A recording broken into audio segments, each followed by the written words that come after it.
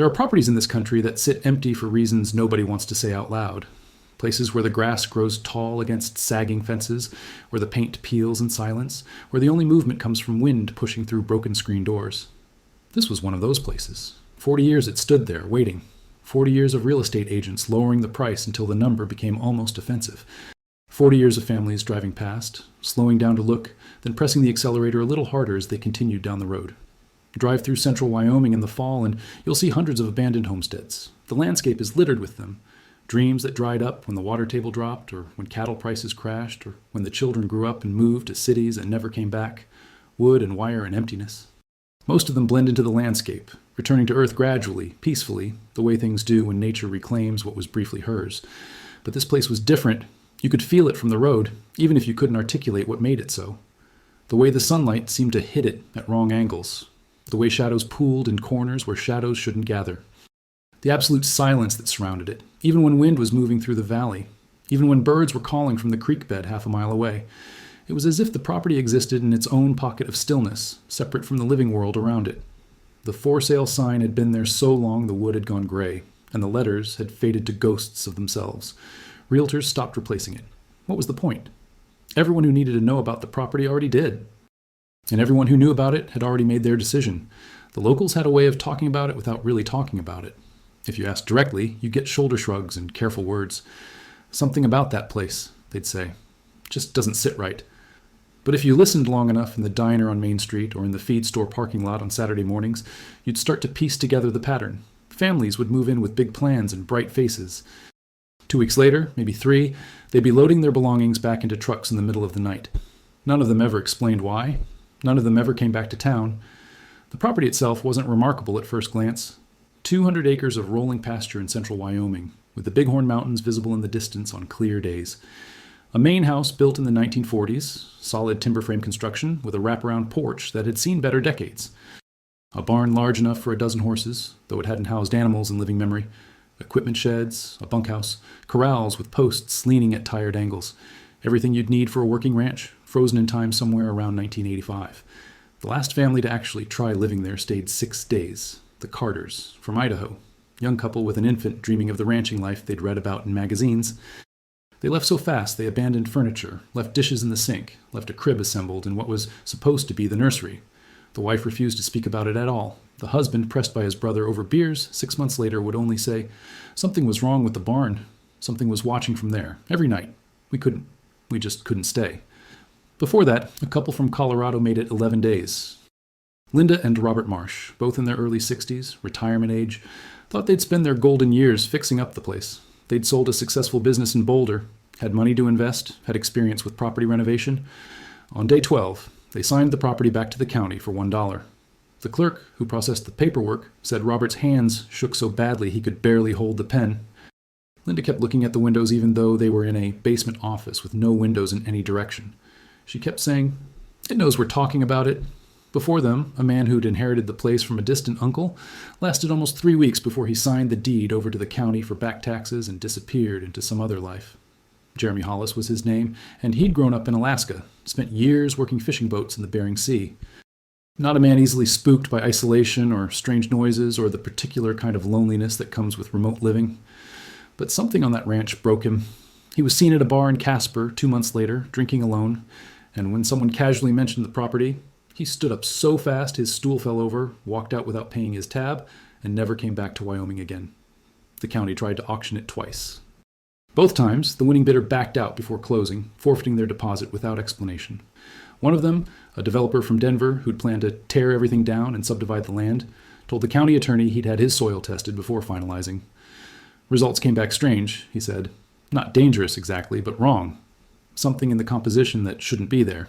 My guy said the readings didn't make sense. He wouldn't elaborate. He wouldn't return calls. He just walked away from $50,000 in deposits and never mentioned it again. By the time the Hendersons saw the listing, the price had dropped to something that looked like a typo. Marcus Henderson sat in his Billings apartment, laptop balanced on his knees, staring at numbers that didn't make sense. His wife Sarah looked over his shoulder and neither of them said anything for a long moment. They were $32,000 in debt from medical bills after their daughter Emma's surgery 2 years prior. Marcus worked 2 jobs. Sarah picked up weekend shifts at the hospital when she could. They'd been saving for a place of their own, something with room for Emma to run, maybe space for a couple of animals. Every property within their budget was either too small or too far from civilization. This place was listed at less than they'd saved. Significantly less. There has to be something wrong with it, Sarah said, scrolling through the photos. But the pictures showed a house that needed work, sure, but nothing catastrophic. The roof looked intact. The foundation appeared solid. It was dated, neglected, but not destroyed. Marcus called the real estate agent the next morning. The woman's voice on the phone went quiet when he mentioned the address. "You're sure you want to look at that one?" she asked. "What's wrong with it?" "Nothing structural that we're aware of." The pause lasted just long enough to mean something. "It's just people don't seem to take to it." They drove out on a Saturday. The road turned to gravel about 5 miles from the property, then to dirt for the last mile. The ranch sat in a shallow valley, surrounded by empty land in every direction. The nearest neighbor was 4 miles north, an elderly couple who raised sheep and kept to themselves. The gate was unlocked, hanging open on hinges orange with rust. They drove the quarter-mile from the road to the house, dust rising behind their truck in the still air. October afternoon, sun made everything look golden and peaceful. Emma, 7 years old and usually chattering, went quiet in the back seat as they approached. The real estate agent was already there, a woman in her 50s named Patricia, who got out of her sedan with the kind of smile people use when they're not sure if they should be smiling. She walked them through the property with practiced efficiency, pointing out features while stepping carefully over loose boards and avoiding certain rooms without explaining why. The house smelled like old wood and decades of dust. Sunlight came through windows at angles that made the emptiness feel intentional, like the space was meant to be unfurnished. Their footsteps echoed on hardwood floors that were actually in decent shape under the grime. 3 bedrooms upstairs, bathroom with vintage fixtures that would probably work with some plumbing attention, kitchen with appliances from the Reagan administration. "Previous owners leave anything?" Marcus asked, opening a closet that was empty except for wire hangers. Patricia hesitated. "Not in the house. There's some old equipment in the barn. County rule is property sells as is, including whatever's left behind." They walked to the barn as afternoon shadows started to lengthen. It was a proper post and beam structure, the kind built to last. The main doors were chained shut with a padlock that looked newer than anything else on the property. Patricia didn't have a key. "We can get that off before closing," she said quickly. "I'm sure there's just old tack and tools inside. Nothing valuable." Marcus walked around to the side, where smaller doors led to what used to be stalls. These weren't locked, just swollen shut from years of weather. He put his shoulder against one, and it gave way with a groan that echoed through the structure. Dust and hay smell rolled out into the afternoon. Inside, it was darker than it should have been, even accounting for the boarded windows. He stood in the doorway, letting his eyes adjust, and that's when he heard it. A sound that didn't belong. Not a creak or a settling timber. Something alive. Something breathing in the darkness deeper in the barn. "There's an animal in here," he called back to Patricia and Sarah. The real estate agent's face went carefully neutral. "That's not possible. The property's been empty for years."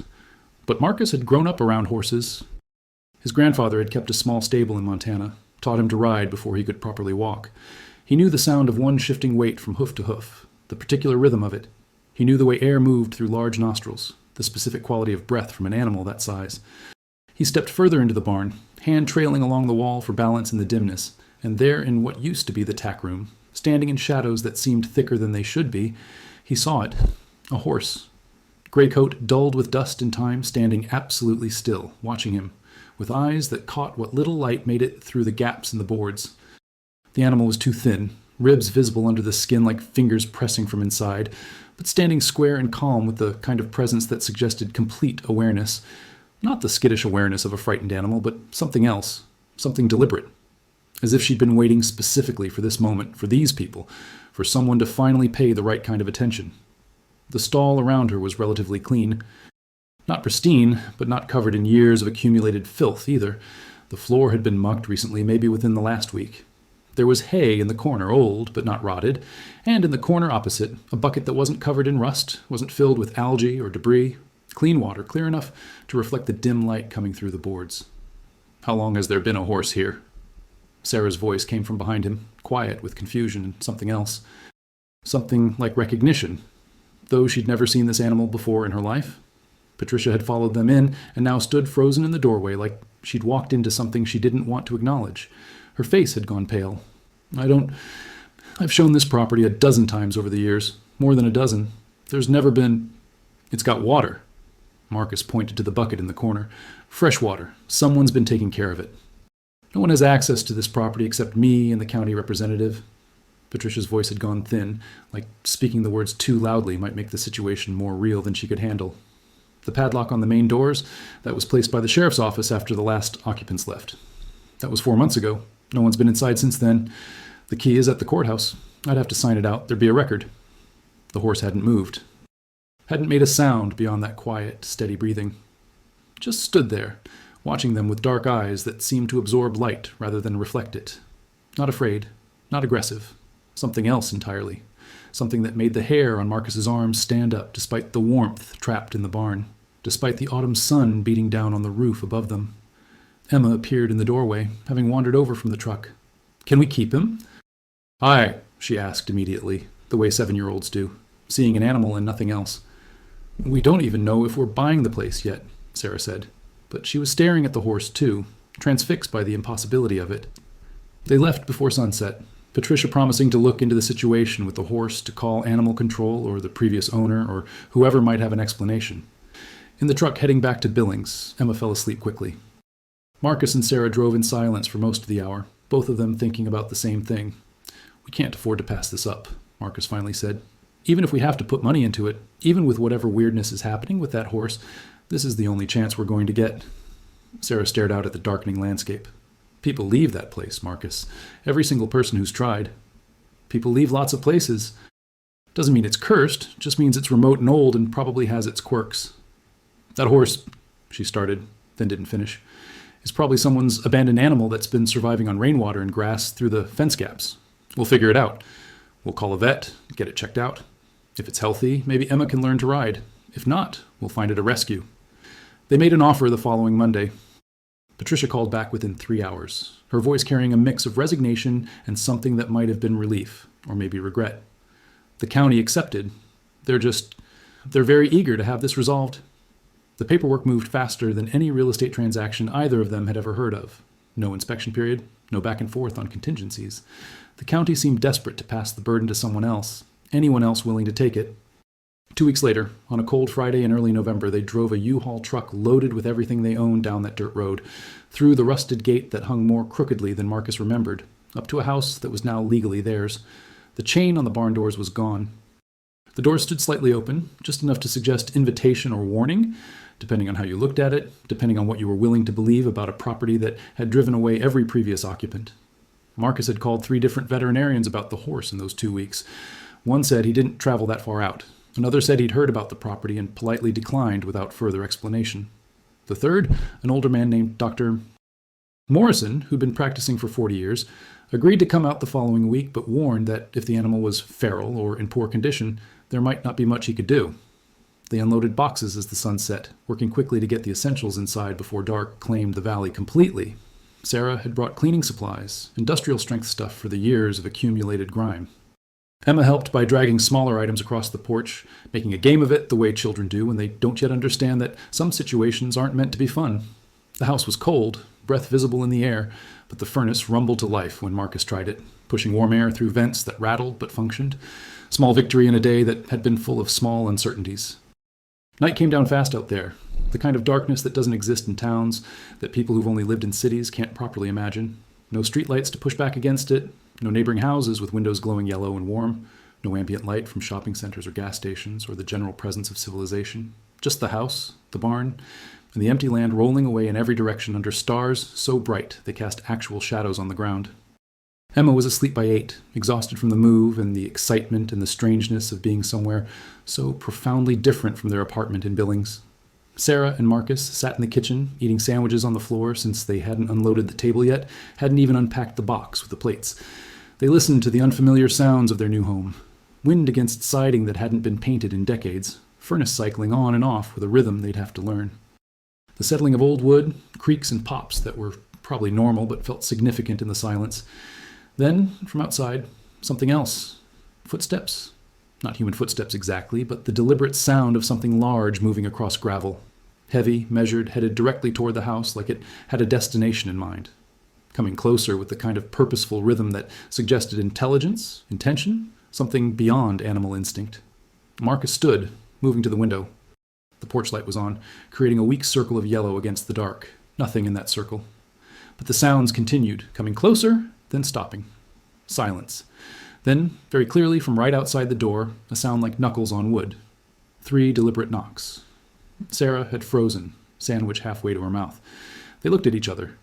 Marcus moved to the door, hand on the knob, and opened it. Nothing. Empty porch, empty yard beyond. The wind had died completely. No movement anywhere in the visible world.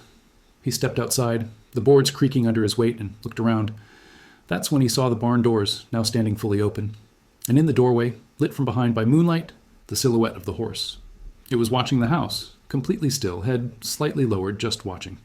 Marcus, Sarah had come to stand behind him, closed the door. He did, slowly, keeping his eyes on the animal until the last moment. Inside, they stood in the kitchen, not speaking, until Sarah finally said, "We're calling someone tomorrow. Sheriff, animal control, someone." "And telling them what? There's a horse on our property?" "There's a horse that knocked on our door." "Horses don't knock on doors, Sarah. It was probably just the wind, something falling on the porch." But neither of them really believed that, and neither of them slept well that first night. Every sound seemed amplified. Every creak of the house seemed to have purpose. And once, around 3 in the morning, Marcus got up to check on Emma and saw through her window the horse, still standing in the barn doorway, still watching the house like a sentry that never needed to rest. Morning brought relief in the form of sunlight and coffee and the mundane reality of unpacking boxes. Sarah made breakfast while Marcus started on the plumbing in the upstairs bathroom. Emma explored the property near the house, finding flat stones for a collection and talking to herself in the way kids do when they're comfortable being alone. Around noon, Marcus decided to properly investigate the barn. In daylight, with the doors open and sun streaming in, it seemed less ominous. Just an old barn, dusty and disused, with stalls that hadn't held animals in decades and a loft full of ancient hay bales. The horse was there, in that same back stall, but now Marcus could see details he'd missed before. It was a mare, probably around 15 hands, with a coat that might have been dappled gray when she was properly fed and groomed. There were marks on her, old scars that suggested a hard life. A brand on her left shoulder, the kind used by ranchers to mark ownership, but it was distorted, like someone had tried to alter it or burn it over. She didn't move as he approached. Didn't shy away or pin her ears. Just watched him with those dark eyes that seemed too knowing. "Easy, girl," he said softly, hand extended. "I'm not going to hurt you." She let him touch her neck, the coat coarse under his palm, warm and real. Her breathing was steady, her posture relaxed. Not afraid, not aggressive. Just present, like she'd been waiting for someone to finally pay attention. There was a name burned into the stall door, old and faded but still readable. Witness? Strange name for a horse, Marcus thought. He spent the next hour cleaning the stall, replacing the water bucket, bringing in feed from an old barrel he found in the tack room. The horse ate slowly, deliberately, never taking her eyes off him for long. That night, the sound started earlier. Footsteps on the porch around sunset. The sound of something being dragged across gravel in the yard. Sarah called the sheriff's office. The deputy who answered seemed to recognize the address. "You just moved into the Henderson place?" he asked, using the wrong name, or maybe the right name from 40 years ago. "The old ranch on Hollow Creek Road, yes." "Huh." A pause. "You folks notice anything unusual?" Sarah almost laughed. "There's a horse here that no one can explain, and we keep hearing sounds at night." "The horse?" The deputy's voice went flat. "Gray mare? Thin? You know about it?" "Ma'am, that horse has been reported by every family that's tried to live there. Animal control's been out 6 times over the years. Never found anything. Property owner before you swore it was there, described it exactly like you just did. When we investigated, barn was empty. Always is when we check." "Well, it's here now," Sarah said firmly. "You want to come see for yourself?" "I don't think that would help, ma'am. That property's got a reputation. Most of us locals learned to leave it alone." "What kind of reputation?" But the deputy had already hung up. The incidents escalated slowly, like something testing boundaries. Tools Marcus left in one place would appear in another. A hammer left on the porch would be found in the barn. A wrench left in the barn would show up in the kitchen. Nothing threatening, just wrong. Just enough to make you question whether you'd really put things where you remembered putting them. Doors that were definitely closed would be standing open. The front door, the barn door, the door to the basement they hadn't even explored yet. Always open, always in the morning, like something walked through the house every night making rounds. Emma started having nightmares, not about monsters or typical kid fears, but specific dreams where she was in the barn and the horse was trying to tell her something important, but she couldn't understand. She'd wake up crying, not from fear, but from frustration, saying, She needs to show me, Daddy, but I don't know where to look. Sarah wanted to leave. Marcus could see it in her face every morning, the calculation of whether they could afford to abandon everything they'd sunk into this place versus how much longer they could endure the strangeness. But they were trapped by debt and desperation, and they both knew it. The third week, Marcus started following the horse. Every morning after breakfast, Witness would walk out of the barn and head toward the same section of the property, about 200 yards from the house. A flat area where the grass grew differently, sparse and pale, like the soil underneath, couldn't properly support life. She'd stand there for a while, sometimes pawing at the ground, sometimes just standing perfectly still. Then she'd walk back to the barn and the pattern would repeat the next day. She's trying to tell us something, Emma insisted. She'd started spending time with the horse, bringing her apple slices, brushing her coat with an old brush found in the tack room. Witness tolerated it with the same patient calm she showed everything else. Horses don't tell people things, sweetheart, Sarah said gently, but without much conviction anymore. Marcus went out to the pale patch of ground with a shovel on a Thursday morning. The earth was harder here, more compacted than it should be. He started digging, not sure what he was looking for, just following an instinct he couldn't explain. 3 feet down, the shovel hit something that wasn't rock. Metal, rusted but deliberate. He cleared the dirt away carefully, revealing the corner of what looked like an old ammunition box, military surplus from the looks of it, the kind used to store supplies during World War II or Korea. It took him another hour to excavate it fully, to pry open the lid that had been sealed with tar and time. Inside were papers, documents protected in layers of oiled cloth, remarkably well preserved despite the decades underground. Deeds, contracts, photographs, and a journal, handwritten in careful cursive, dated 1985. Marcus carried the box back to the house, hands shaking slightly from more than just the weight of it. He called for Sarah, and she came down from where she'd been scrubbing the upstairs bathroom, took one look at his face, and knew something significant had shifted. They spread the contents across the kitchen table, careful with the fragile pages that had survived decades underground through nothing but careful preservation and the determination of a man who knew his time was running out. The journal was written by a man named Thomas Brennan, who'd owned the ranch from 1972 to 1985. It was a leather-bound book, the kind people used to keep before everything became digital. The early entries were mundane, almost boring. Weather reports, notes about cattle prices and which sections of fence needed repair, observations about the migration patterns of elk through the north pasture, the ordinary documentation of an ordinary life on an ordinary ranch. But around 1983, maybe late 1982, the tone changed. The handwriting stayed the same, but the content shifted from mundane to concerned to something approaching fear. Found evidence of the old work today while digging a new well in the south pasture. One entry read, dated March 15th, 1983. Hit something at 12 feet that wasn't rock. Metal drums, sealed with markings I recognized from my time in the service. Chemical Corps symbols, disposal warnings. They're everywhere down there, just waiting to leak into the water table. Thought this land was clean when I bought it. Thought it was finally my turn for something good. Another entry, 2 months later, confronted J.D. about the payments I found in the old tax records. He denied everything, but I've seen the documents. I know what they did to those ranchers who owned this land before the sales. I know what they buried here, and I know why the price was so low. What they did to those people who got sick from the water. What they paid their families to stay quiet. How many children died before anyone asked questions? The entries became more paranoid, more desperate, but not irrational. Everything he wrote had the ring of terrible truth. He documented measurements, locations, specific observations about where the contamination was concentrated. He noted the companies involved, cross-referenced them with property sales, with dates that coincided with environmental incidents that had been reported in other states. He was building a case, methodically and carefully, against people with enough power to make sure no case ever saw the inside of a courtroom. "They're watching the house now," read an entry from August 1985. "J.D. bikes people, making sure I understand the cost of asking questions. Trucks driving by at night, slowing down but never stopping. Phone calls where no one speaks. My mail takes an extra day to arrive, and I know someone's opening it first. But I documented everything. I made copies. I sent information to people I trust, though I'm starting to wonder if anyone can really be trusted when this much money is involved."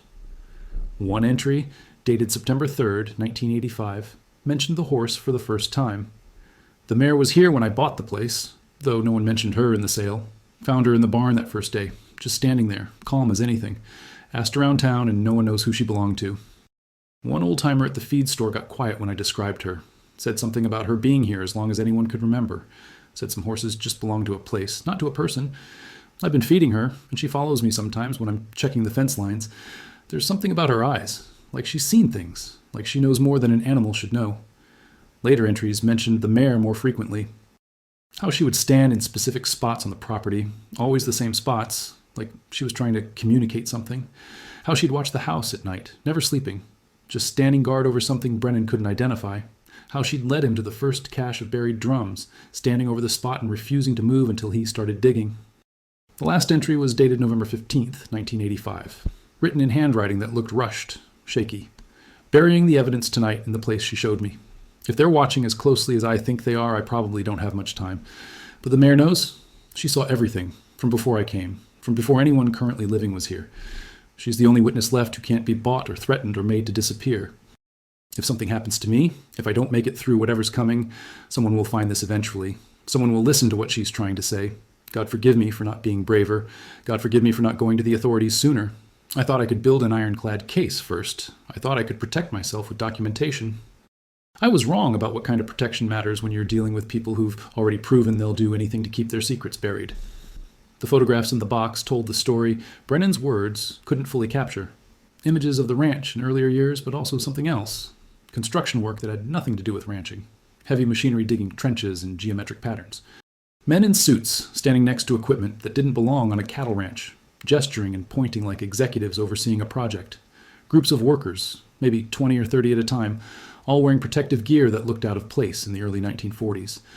And one photo that made Marcus's blood run cold, a line of horses, maybe a dozen of them, all standing in what looked like a large excavated pit, while men with rifles stood at the edge, looking down. Sarah found the contracts buried deeper in the box, protected in waterproof wrapping that had kept them remarkably intact. Agreements between companies with names that sounded official but turned out to be shell corporations, and individuals whose signatures were illegible or obviously falsified. The language was dense, deliberately obscure, the kind of legal writing designed to hide truth rather than clarify it. But certain phrases stood out once you knew what to look for. Disposal of hazardous materials generated during wartime production activities. That was from a 1944 document, signed by someone representing a mining operation that supposedly ended operations 2 years earlier. Compensation for land use alteration and indefinite storage capacity. From 1952, a chemical company acquiring rights to property they never officially owned. Non-disclosure requirements for participating landowners, and all heirs in perpetuity. Multiple documents from the 1960s, each one adding another layer of legal protection around activities that were never meant to see public scrutiny. "This is a dump site," Marcus said quietly, the pieces coming together into a picture that was both clearer and more horrifying than he'd imagined. This whole ranch, or at least significant portions of it. They buried industrial waste here, chemical weapons maybe, or the byproducts from manufacturing them, heavy metals from mining operations, solvents from factories. Everything they couldn't dispose of legally, everything they didn't want to pay to handle properly, they brought it here. "Who's they?" Sarah asked, but she was already looking through the deeds, already finding the answer. The property history told a story of systematic exploitation spanning decades. The ranch had been owned by a mining consortium in the 1940s during the war years, when environmental regulations were essentially non-existent and production quotas trumped everything else, then sold to a chemical company in the 1950s, one that manufactured pesticides and industrial solvents and needed somewhere to put the waste when their treatment facilities couldn't handle the volume. Then to a waste management corporation in the 1960s, the kind that operated just barely within the letter of laws that hadn't caught up to the reality of what industry was producing. Each sale happened quietly, with prices that looked suspiciously low, even accounting for the remote location, each owner keeping the property just long enough to use it for purposes that were never officially recorded, never appeared in any environmental impact statement or regulatory filing. By the time Thomas Brennan bought it in 1972, it was supposedly clean land, agricultural grade, sold at a price he thought was a bargain. But Brennan had found something. The journal suggested he'd started by noticing the pale patches where nothing would grow right, areas that expanded slightly each year like a slow poison spreading through the soil. Maybe he'd sent samples to be tested and gotten results that didn't make sense. Maybe he'd found old maps showing property modifications that didn't match the current landscape. The journal didn't specify exactly what first tipped him off, but it was clear that once he started investigating, he couldn't stop. Each discovery led to another. Each document uncovered revealed another layer of conspiracy. And then he disappeared. The property records showed the ranch had been seized for back taxes in early 1986, just months after that last journal entry. No body was ever found. No next of kin came forward to claim his belongings or ask questions about his fate. No investigation was launched. The property simply went to the county, which had been trying to sell it ever since, to anyone willing to take it off their hands, not asking too many questions about why families kept leaving. "The horse?" Emma said from the doorway, making them both jump. They hadn't realized she was listening, hadn't heard her come downstairs. She was his horse. She saw everything. Marcus looked at his daughter, then out the window toward the barn, where a witness stood in the doorway like always, watching the house with that patient, knowing gaze that seemed to see through walls and time and the comfortable lies people told themselves about the world. "Horses don't live for 40 years, Em." "Some do," Sarah said, pulling up information on her phone, fingers moving quickly through search results. With good care, exceptional bloodlines, some horses live into their 40s. If she was young in 1985, maybe 5 or 6 years old. That would make her at least 45 years old now. Marcus shook his head, trying to process the impossibility. Look at her. She's thin, yeah, but not ancient. Not old enough to have been here that long. She doesn't move like a geriatric animal. Then maybe she wasn't his only horse, Sarah suggested, the words sounding uncertain even as she spoke them. Maybe there have been others over the years. Maybe... But they all knew how that sounded. It was easier, more rational, to believe that multiple horses had somehow appeared and disappeared from this property over 40 years, each one remarkably similar to the last, than to believe one animal had lived through it all and survived in conditions that should have killed her a dozen times over. Yet there was only ever one horse. Every family who'd reported it, every person who'd seen it over the decades, they all described the same gray mare, the same scars, the same brand that looked like someone had deliberately tried to burn it away and failed. That night, Marcus made a decision. He took the journal, the photographs, and the contracts, and he drove into town. The sheriff's office was small, 2 deputies and a sheriff who looked like he'd held the position since before Marcus was born. Marcus laid everything on the desk and waited, while Sheriff Rawlings read through the documents with increasing discomfort. "Where did you get this?" Rawlings finally asked. "Buried on my property, in the exact spot where a horse keeps trying to lead us." Rawlings rubbed his face with both hands. "Son, do you know what you're asking me to do? These documents, if they're real, implicate some of the wealthiest families in the county. Some of these companies are still operating. The people who signed these contracts, some of them are still alive, still powerful." "There's toxic waste buried on my land," Marcus said. "That's why no one can live there. That's why people get sick and leave. You have to investigate." "Do I?" Rawlings leaned back in his chair. "Let me tell you what happens if I investigate. I call in state environmental people. They test the soil, find contamination if there is any. Then what? Who pays for cleanup? You, the county, the companies mentioned in 40-year-old documents that any lawyer worth his salt will say aren't valid evidence. Meanwhile, your property value drops to 0. You can't sell, can't leave, and the people named in these papers make sure you understand the cost of causing trouble. So you're saying do nothing? I'm saying you have a choice to make." Rawlings slid the documents back across the desk. Thomas Brennan made his choice. It didn't end well for him. Marcus drove home in the dark, hands shaking on the steering wheel. Sarah was waiting up. She didn't ask what the sheriff said. She could see it in his face. They sat at the kitchen table, the evidence spread before them again, and made their own choice. In the morning, Marcus would call the Environmental Protection Agency. He'd contact state representatives, journalists, anyone who might listen. They'd document everything, photograph everything, make enough noise that it couldn't be quietly buried again. But first, he walked out to the barn. Witness was there, of course, standing in her stall, watching him approach with those dark eyes that had seen too much. He stood at the stall door for a long moment, just looking at her, this impossible animal that had endured decades of silence, waiting for someone to finally understand. "I don't know if you can hear me," he said quietly. "I don't know if you're what people think you are, or if you're just a horse in the wrong place at the wrong time. But we found it. We found what you've been trying to show us, and we're going to make sure people know." The mare moved then, for the first time, showing something other than patient watchfulness.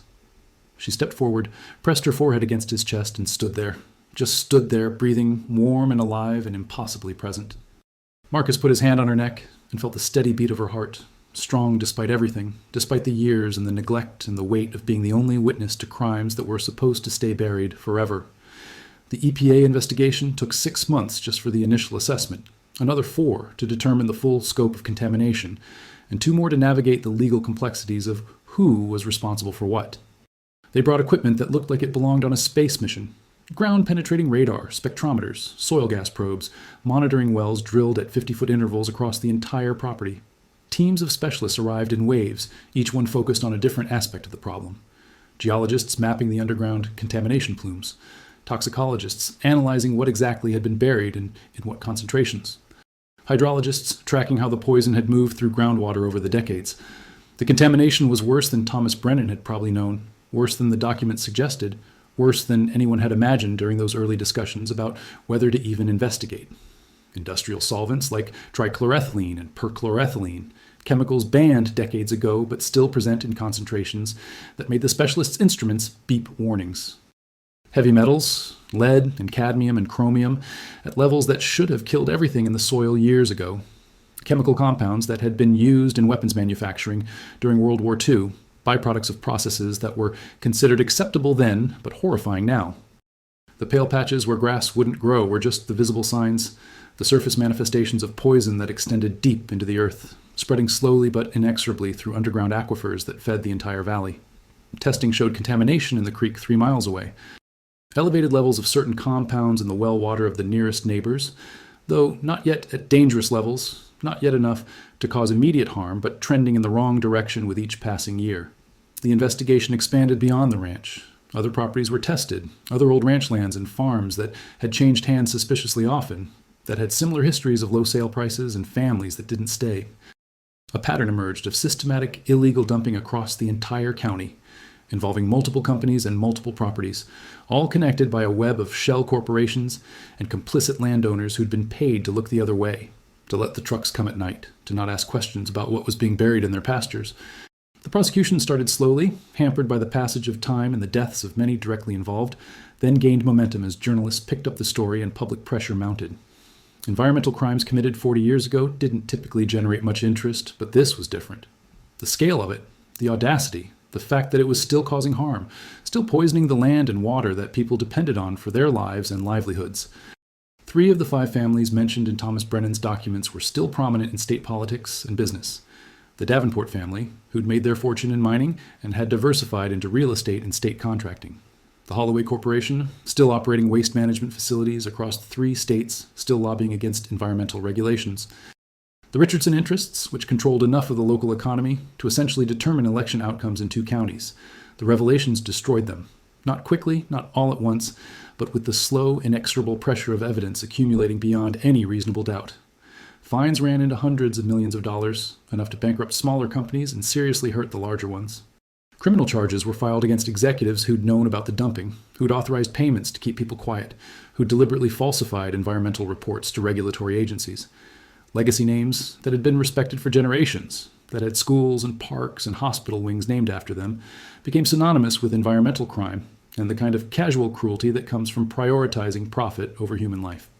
Marcus and Sarah and Emma stayed in the house during the initial investigation, living in a kind of protective limbo while lawyers fought over liability and cleanup costs and who would pay for the decades of negligence. The county wanted them to evacuate, said it wasn't safe for a child to be living on contaminated land, but they refused. This was their property, their stand. They'd come too far, risked too much to run now when the truth was finally coming out. The EPA set up temporary housing for them in one of the equipment sheds while they tested the house itself, looking for contamination that might have seeped through the foundation or concentrated in the basement. They found some, enough to require remediation, but not enough to make the structure uninhabitable. Small mercy in a situation that had very few mercies to spare. Witness stayed too, never leaving the property, never straying far from the barn even when the cleanup crews arrived with their heavy equipment and hazmat suits. The EPA veterinarians who examined her as part of their assessment were baffled by what they found. She was definitely old, that much was certain from her teeth and the wear on her joints. Definitely showed signs of long-term malnutrition and environmental stress, scarring on her hooves that suggested years of inadequate care, muscle wasting that indicated prolonged periods without proper food. But otherwise, inexplicably, she was healthy. Her heart rate was strong and regular. Her lungs showed no signs of the respiratory damage you'd expect from an animal living for decades near contaminated soil releasing toxic vapors. Her liver and kidney function, tested through blood work, came back within normal ranges. She had all her teeth, worn but intact. Her eyes were clear, not clouded with age. She moved with a kind of deliberate care that suggested awareness of her body's limitations, but not the shuffling uncertainty of a truly geriatric animal. They couldn't explain how she'd survived alone for so long, not just months, but potentially years, between occupants who stayed long enough to leave food. They couldn't explain the scars that looked like burns, deliberate and cruel, patterned in ways that suggested human intention rather than accident. They couldn't explain the altered brand on her left shoulder that, when properly examined under magnification, revealed itself to be the original logo of the mining company that first owned the property in the 1940s, with attempted modifications burned over top that had never quite succeeded in obscuring the original mark. "It's like she's been here from the beginning," one veterinarian said to Marcus, not quite believing his own words, even as he spoke them. "Like she's seen everything that's happened on this land and somehow survived it all. I've been practicing for 30 years, and I've never seen an animal with this kind of, I don't know what to call it, resilience, determination. She should be dead a dozen times over." Dr. Morrison, the local vet who'd finally agreed to visit, spent an hour examining Witness and came away shaking his head. "I've heard stories about this horse since I was young," he said quietly. "My father mentioned it when I was a kid, said there was a gray mare on this property that people talked about like she was some kind of ghost. That was 50 years ago. This can't be the same animal. It's impossible." "But," Marcus prompted, hearing the uncertainty in the older man's voice, "but the description matches. The scars match what my father described. The brand, that attempted alteration, my father said he saw that exact pattern when he was called out here in the late 60s to look at an injured horse. Same animal, or something very close to it. I don't know what to tell you except that I can't explain it, and I'm not sure I want to try." The cleanup took 2 years of intensive work, millions of dollars in remediation costs that were eventually split between the responsible corporations after months of legal battles. They excavated the contaminated soil first, removing it layer by layer, hundreds of truckloads of earth that had to be transported to specialized disposal facilities equipped to handle the toxicity levels they were dealing with. The pale patches where nothing grew were dug up first, excavated down to bedrock in some places, 15 feet deep, revealing the extent of what had been buried. The drums came up slowly, carefully, each one photographed and cataloged before removal. Some were completely corroded, their contents long since leaked into the surrounding soil. Others were somehow still intact despite the decades, time capsules of industrial poison waiting to break open. The specialists wore full protective gear, working in shifts to limit exposure, their equipment constantly monitoring air quality for breakthrough contamination. They found other things too, things that weren't mentioned in any of the documents: personal belongings buried alongside the chemical waste, work boots and hard hats and lunchboxes, suggesting that not everyone involved in the dumping operations had left the site when their work was done. Animal remains in quantities that confirmed what the photograph had suggested, that horses and other livestock had been disposed of along with the chemical waste, buried alive or dead, silenced permanently to eliminate any witnesses to what was being done. The groundwater treatment was even more complex, requiring the installation of pump and treat systems that would run for years, maybe decades, slowly drawing contaminated water from the aquifer and running it through specialized filters before returning it to the ground. Monitoring wells were installed across the entire property and on neighboring lands, creating a network that would track the contamination plume as it gradually diminished, measuring progress in parts per million and comparing concentrations to drinking water standards that were constantly being revised downward as science improved its understanding of chronic exposure risks. They replanted the ground with vegetation specifically selected for its ability to tolerate residual chemicals and its capacity to absorb heavy metals from the soil, a process called phytoremediation that used plants as living filters to clean the earth. Willows and poplars for the wetter areas near the creek, native grasses bred for contaminated sites, cover crops that would be harvested and disposed of safely, each growth cycle removing a little more poison from the land. And slowly, over those 2 years, the ranch changed. The oppressive silence lifted gradually, like a pressure releasing from the atmosphere. Birds started coming back first, small ones initially, then larger species, as they realized the land was becoming safe again. Insects returned, essential pollinators that had avoided the property for decades.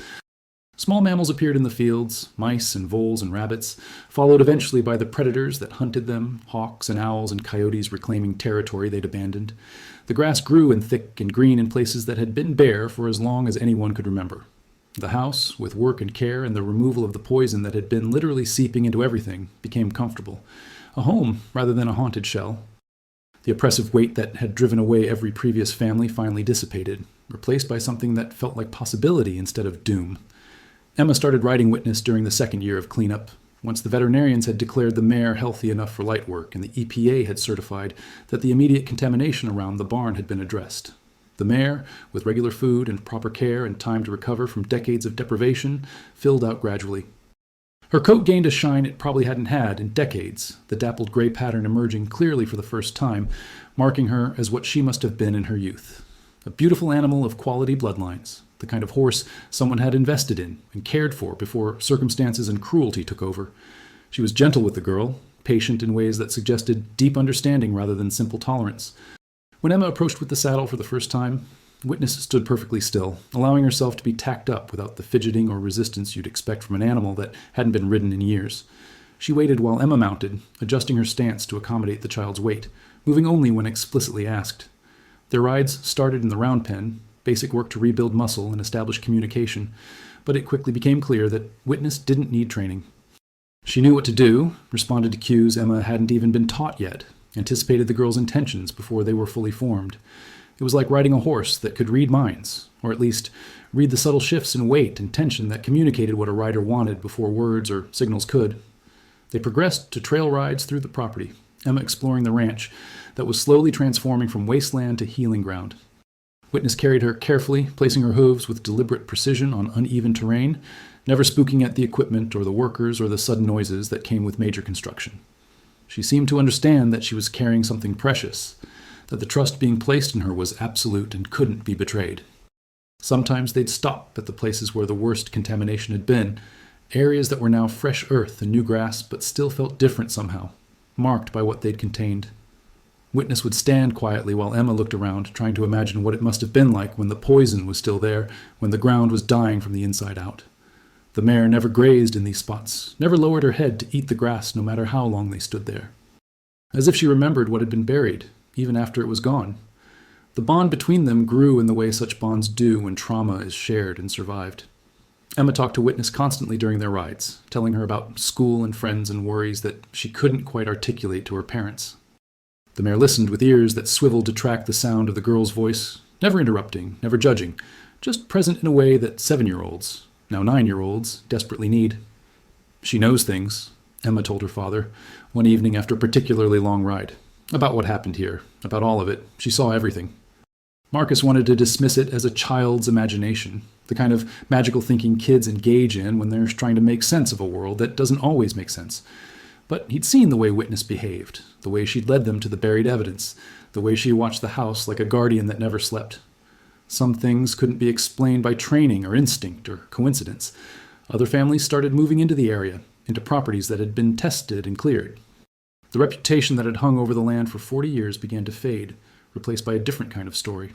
The story of people who didn't run, who listened to a horse that nobody else would believe in, who chose the hard truth over comfortable ignorance. Marcus found Thomas Brennan's grave eventually, in a cemetery 3 counties away. No marker, just a number on a plot map that took a clerk 2 hours to locate. They put up a stone, a proper one, with his name and the words, "He tried to tell the truth." On the 5-year anniversary of moving to the ranch, they held a small gathering to mark what they'd accomplished, what they'd survived, what they'd transformed through stubbornness and courage and refusing to be driven away by secrets that wanted to stay buried. Neighbors came, people from properties that had also been tested and cleared, families who were cautiously returning to land they'd abandoned or never trusted, people from town who'd been skeptical at first, but had watched the investigation unfold and realized that sometimes the crazy stories turned out to be true. Sheriff Rawlings came, retired now, but wanting to see how things had turned out, maybe wanting to reconcile his own role in the decades of silence that had allowed the contamination to continue. He stood awkwardly at first, clearly uncomfortable with what his inaction might have enabled, but Marcus shook his hand and thanked him for not actively interfering with the investigation once it started. Small mercy, but worth acknowledging. They stood in the field where the pale patches used to be, where the poison had been concentrated deepest, where the excavation had gone down 20 feet before hitting bedrock, and it was hard to remember that anything had ever been wrong. The grass was tall and thick, waving in the summer breeze that came down from the mountains. Wildflowers grew in clusters, bright colors that attracted butterflies and bees working the blossoms. The land looked like it was supposed to look, like it had before greed and convenience and wartime urgency had turned it into a tomb for chemicals and secrets, and anyone who got too close to the truth. Emma, now 12 and tall for her age, brought Witness out from the barn, leading her with just a hand on her mane, no halter needed after years of trust building between them.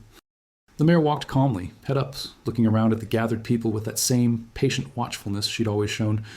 But something was different. The weight she'd carried, the vigilance that had never let her rest for 40 years, seemed lighter, not gone entirely, but diminished, as if she'd finally laid down a burden she'd been carrying so long it had become part of her identity. "She knows," Emma said to her father, who stood with his arm around Sarah's shoulders, both of them looking at the transformation that had occurred not just in the land, but in themselves. She knows we finally heard her. She knows the truth is out and people are being held responsible. She knows it's finished. Marcus wanted to say that horses don't know things like that, don't understand abstract concepts like justice or resolution or accountability.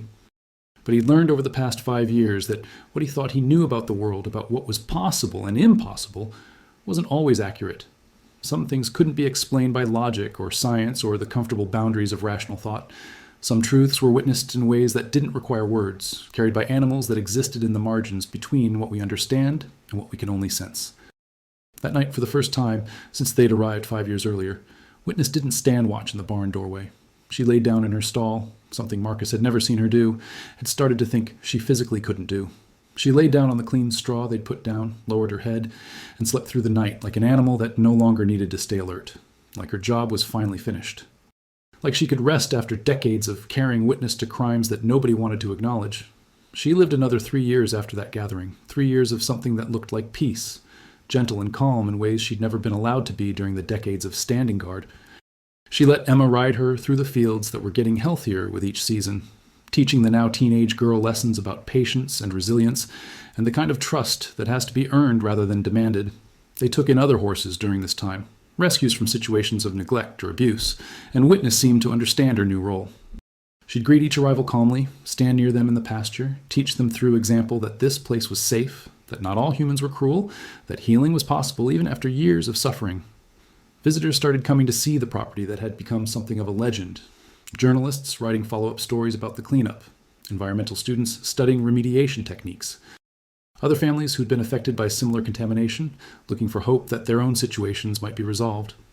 Witness watched them all from the pasture with that patient gaze, no longer urgent, no longer trying to communicate something nobody would hear, just present, bearing witness to the transformation of a place that had been cursed by greed into something that might actually help people. When she finally died, it was peacefully in her sleep, on a summer night when the stars were bright enough to cast shadows and the wind carried the smell of clean grass and healthy earth and all the things that had been missing for so long. Emma found her in the morning, lying in the pasture she'd guarded for so many years, looking almost like she was still sleeping except for the absolute stillness that only death brings. They buried her in the field where she'd led them to the truth, where the worst of the contamination had been excavated and replaced with clean soil. Marcus and Emma and Sarah worked together to dig the grave deep enough, respectful enough for an animal that had earned more respect than most humans ever would.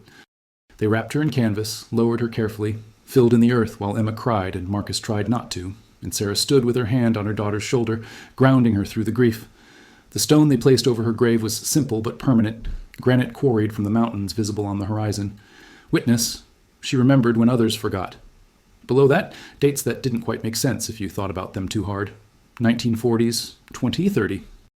Bowl, because that's what the brand suggested, what the scars indicated, what every impossible piece of evidence pointed toward, even though accepting it meant acknowledging that some things can't be explained by the rules we think govern reality. The ranch prospered after she was gone, but her presence remained in everything they built. The Hendersons expanded their operation, taking in more rescue horses, boarding animals for other families who needed temporary placement, teaching kids from town to ride using methods based on patience and trust rather than dominance. The property that everyone had avoided for 40 years became known instead as a place of healing, where broken things came to mend, where the past was acknowledged rather than buried, where truth mattered more than convenience. Emma, grown now and studying veterinary medicine, worked with the rescue horses during summers and breaks, applying what Witness had taught her about reading animals, about understanding trauma, about the long, slow process of rebuilding trust after it's been shattered. She specialized in equine rehabilitation, focusing on horses that other people had given up on, and she'd tell anyone who asked that she learned everything important from a gray mare who'd survived the impossible and waited decades for someone to finally listen. But Marcus never forgot that first night. The sound of knocking on the door that couldn't have been knocking, the silhouette of a horse standing in the moonlight like a sentry that never slept. The way she'd watched and waited, year after year after year, for someone brave enough or desperate enough or stubborn enough to pay attention. The way she'd carried the weight of truth in her eyes until finally, someone looked close enough to see it, to understand that haunting and curse and impossibility were just words people used when they didn't want to acknowledge uncomfortable reality. People asked him sometimes, visitors who heard the story and came to see the place where it happened, whether he really believed the horse had been there for 40 years, whether he thought she'd somehow lived through everything, bearing witness to crimes that were supposed to stay buried forever, whether he believed in things that couldn't be scientifically proven, that violated the comfortable boundaries of what was supposed to be possible in the world. Marcus would look out across the fields when asked these questions, at the horses grazing in clean pastures that had been poisoned for decades, at his daughter working with a skittish rescue who was learning that not all humans wielded whips and fear, at the land that had been cursed by greed and neglect and the casual cruelty of people who thought their profits mattered more than the health of the earth and everyone who depended on it. And he'd think about a gray mare who'd stood guard over buried evidence for longer than most horses lived, even in the best of circumstances, who'd scared away anyone who tried to live there but wouldn't look deeper, who'd waited with infinite patience for the right people to arrive and ask the right questions. I believe some things can't be explained, he'd say, choosing his words carefully because the truth was complicated and didn't fit neatly into categories of possible and impossible. I believe truth finds a way to survive, even when people try to kill it, even when they bury it 20 feet deep and threaten anyone who gets too close. I believe that sometimes, when everyone else is silent because speaking up is dangerous or inconvenient or bad for business, it takes something unexpected to finally speak up, something that can't be bought or threatened or made to disappear like a human witness could be. He'd pause then, looking at Witness's grave marker visible from the house, the granite weathering slowly under Wyoming sun and wind. I don't know if she was the same horse that was here in the 1940s or the 1960s or in 1985 when Thomas Brennan was documenting what he'd found. The math doesn't work, the biology doesn't support it, and I'm not asking anyone to believe in magic or miracles or supernatural intervention, but I know what we found. I know she led us to it. I know that for 40 years, families tried to live here and couldn't, and we could because we were willing to dig where she showed us. I know the truth that came out of that ground, and I know it wouldn't have without her.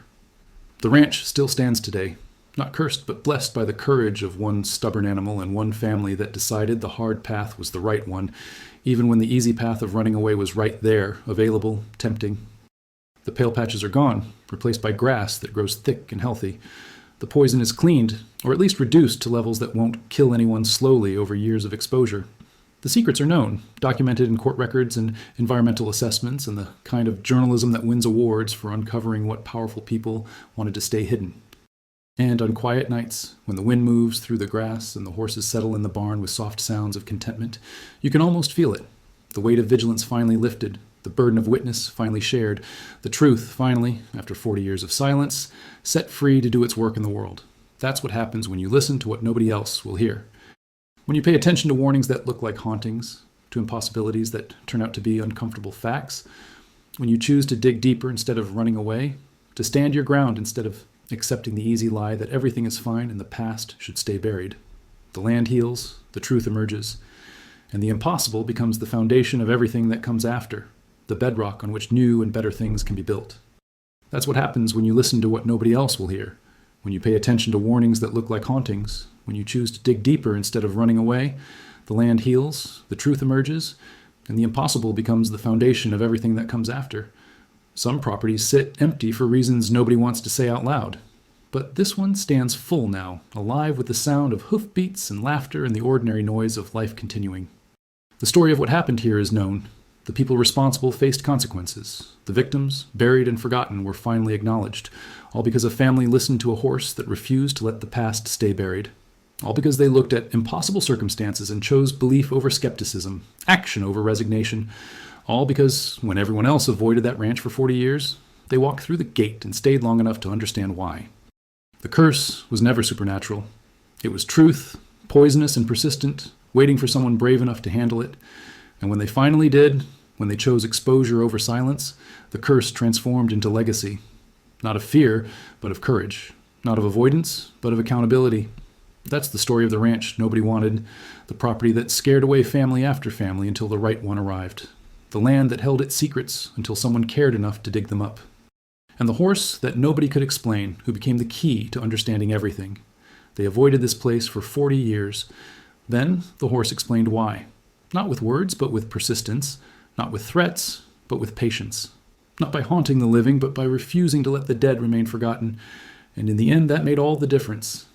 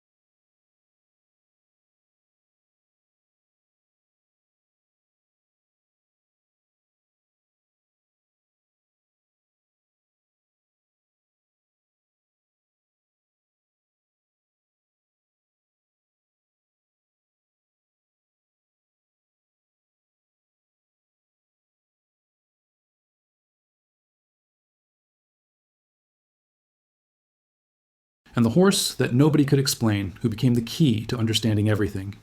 They avoided this place for 40 years. Then the horse explained why. Not with words, but with persistence. Not with threats, but with patience. Not by haunting the living, but by refusing to let the dead remain forgotten. And in the end, that made all the difference.